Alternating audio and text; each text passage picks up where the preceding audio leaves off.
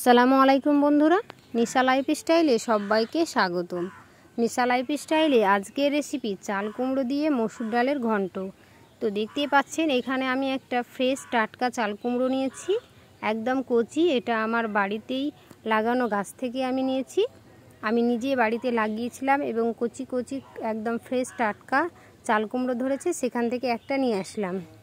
এবারে আমার এই রেসিপির জন্য লাগবে কিছু কাঁচা লঙ্কা।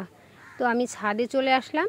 এখানে আমি ছোট্ট ছোট চারাগুলো লাগিয়েছিলাম, দেখতেই পাচ্ছেন চারাগুলো কত বড় হয়েছে এবং কত সুন্দর সুন্দর কাঁচা লঙ্কা ধরেছে।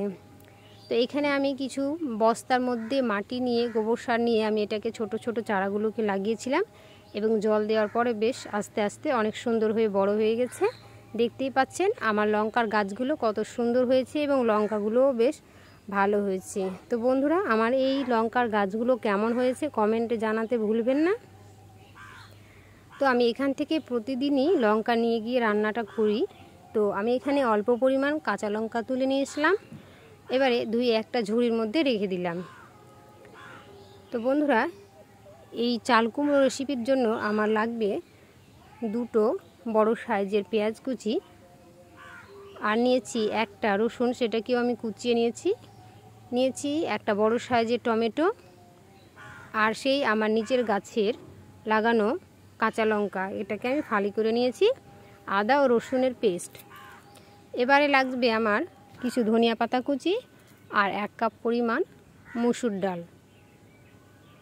তো মসুর ডালটা যেহেতু বাজারের কেনা, তো আমি মসুর ডালটাকে ভালোভাবে জল পাল্টিয়ে 2 থেকে 3 বার অনবরত নাড়িয়ে চাড়িয়ে আমি এটাকে ধুয়ে নিচ্ছি। বাজারের মসুর ডাল অনেক কিছু থাকে, তো এটাকে আমি পরিষ্কার করে ভালোভাবে ধুয়ে নিচ্ছি। তো দেখতেই পাচ্ছেন মসুর ডালটা আমি জল পাল্টিয়ে বারবার ধুয়ে নিলাম। এরপরে সেই চাল কুমড়োটা একদম ফ্রেশ চাল কুমড়োকে আমি ছোট ছোট টুকরো করে কেটে নিলাম। আমি একটা পাতলা পাতলা করে কেটে নিয়েছি, খুব বড় সাইজের করে কাটিনি। দেখতেই পাচ্ছেন চাল কুমড়োটা ঠিক এরকমভাবে কেটে নিয়ে ঝুড়ির মধ্যে একটা রেখে দিলাম।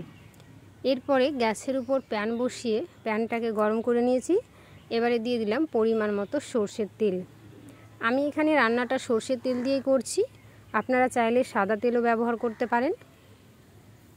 এবারে দিয়ে দিব সেই কুচিয়ে রাখা পেঁয়াজগুলিকে দিয়ে অনবরত নাড়াচাড়া করে আমি এটাকে হালকা ভেজে নিচ্ছি।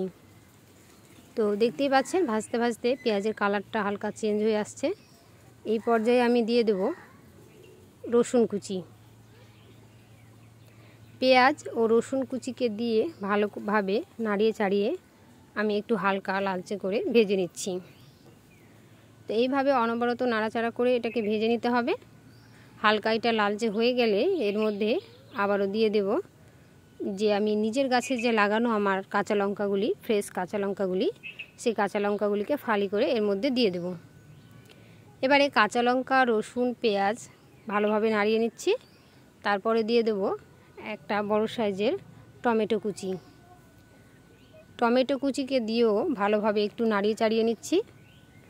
এইভাবে অনবরত নাড়াচাড়া করলে মানে এর কালারটা খুব ভালো আসে এবং আস্তে আস্তে টমেটোগুলো সেদ্ধ হয়ে যাবে, সফট হয়ে যাবে। এই পর্যায়ে সমস্ত কিছু একটু হালকা লালচে হয়ে গেলে এর মধ্যে দিয়ে দেব আদা ও রসুনের পেস্ট। আদা ও রসুনের পেস্ট দেওয়ার পরে আমি আদা রসুনের পেস্টটাকে একটু ভালোভাবে নাড়িয়ে নিচ্ছি। এতে করে আদা রসুনের যে কাঁচা একটা গন্ধ থাকে সেটা চলে যাবে। এইভাবে অনবরত নাড়াচাড়া করে আমি কিছু গুঁড়ো মশলা অ্যাড করে দিচ্ছি।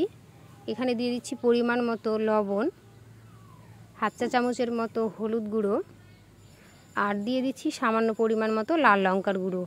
আমি এখানে লাল লঙ্কার গুঁড়োটা সামান্য দিচ্ছি, এর কারণ আমি অনেকগুলো কাঁচামরিচের ফালি দিয়েছি, তো রান্নাটা ঝাল না হয়ে যায়, সেজন্য একটু সামান্য পরিমাণে আমি লাল লঙ্কার গুঁড়ো দিয়ে সমস্ত উপকরণকে ভালোভাবে নাড়িয়ে চাড়িয়ে আমি কষিয়ে নিচ্ছি। তো বন্ধুরা, এই সময় গ্যাসের ফ্লেমটা লো টু মিডিয়াম ফ্লেমে রেখেই সমস্ত মশলাকে কষাতে হবে। মশলাটা একটু টাইম নিয়েই কষাতে হবে, এতে করে পেঁয়াজ, রসুন, টমেটো সব কিছু সেদ্ধ হয়ে যাবে। এই পর্যায়ে আমি দিয়ে দেব সে ধুয়ে রাখা মসুর ডালটাকে দিয়েও ভালোভাবে নাড়িয়ে চাড়িয়ে কষিয়ে নিতে হবে। এইভাবে অনবরত নাড়াচাড়া করে সমস্ত উপকরণগুলির সঙ্গে মসুর ডালটাকে ভালোভাবে কষিয়ে নিচ্ছি। বন্ধুরা, আমি ওই তেলের মধ্যেই কিন্তু রান্নাটা করছি, আর এক্সট্রাভাবে কোনো তেল দিচ্ছি না। তো এইভাবেই অনবরত নাড়াচাড়া করে মসুর ডাল, পেঁয়াজ, কাঁচা লঙ্কা, টমেটো সমস্ত কিছুকে ভালোভাবে নাড়াচাড়া করে কষিয়ে নিচ্ছি। এবারে কষাতে কষাতে এর মধ্যে একটা কালার চলে আসবে, তখন এই পর্যায়ে দিয়ে দেব সেই কেটে রাখা চাল কুমড়ো। চাল কুমড়োটাকে দিয়ে আবারও ভালোভাবে আমি নাড়িয়ে চাড়িয়ে নিচ্ছি। বন্ধুরা, এই সময় আমি বলে রাখছি, এটা চাল কুমড়ো ও মসুর ডাল লো ফ্লেমে রেখেই বেশ ভালো করে সময় নিয়ে বেশ ভালো করে কষাতে হবে। এতে করে খাবারের স্বাদ কিন্তু ভালো আসবে। এইভাবে মসুর ডাল ও চাল কুমড়োকে ভালোভাবে অনবরত নাড়াচাড়া করে একটু সময় নিয়ে কষিয়ে নিয়ে আমি দিয়ে দিচ্ছি পরিমাণ মতো জল। জলটা এখানে আমি পরিমাণ মতোই দিচ্ছি, এক্সট্রা বেশি জল দিইনি। আমি দেখতেই পাচ্ছেন কুমড়োটা হালকা ডুবে ডুবে আছে, এইরকমভাবে জল দিয়ে আমি একটা ঢাকনা দিয়ে ঢেকে দিলাম এবং হাই ফ্লেমে 5 মিনিটের জন্য রান্না করতে বসিয়ে দিলাম। তো বন্ধুরা, আর 5 মিনিট হয়ে গেছে, দেখতেই পাচ্ছেন মসুর ডালটা প্রায় সিদ্ধ হয়ে এসেছে আর কুমড়োটাও প্রায় সিদ্ধ হয়ে এসেছে। এইভাবে অনবরত নাড়াচাড়া করে আমি আবারও ঢাকনা দিয়ে প্রায় 2 মিনিটের মতো ঢেকে দিলাম। তো দেখতেই পাচ্ছেন 2 মিনিট হয়ে গেছে, এবার ঢাকনাটা তুলে দিলাম। এবারে এই পর্যায়ে অ্যাড করে দিলাম গরম মশলার গুঁড়ো। এখানে সামান্য পরিমাণ গরম মশলার গুঁড়োটা দিয়ে ভালোভাবে নাড়িয়ে চাড়িয়ে নিচ্ছি। আবারও ঢাকনা দিয়ে 2 মিনিটের জন্য ঢেকে দিলাম। এইভাবে হাই ফ্লেমে রান্না করে দেখতেই পাবেন, আমি ঢাকনাটা তুলে দিলাম, দেখতেই পাচ্ছেন ঝোলটাও কমে এসেছে আর প্রায় কুমড়ো মসুর ডাল একেবারে সেদ্ধ হয়ে গেছে। এই পর্যায়ে আমি দিয়ে দেব কিছু ধনিয়া পাতা কুচি।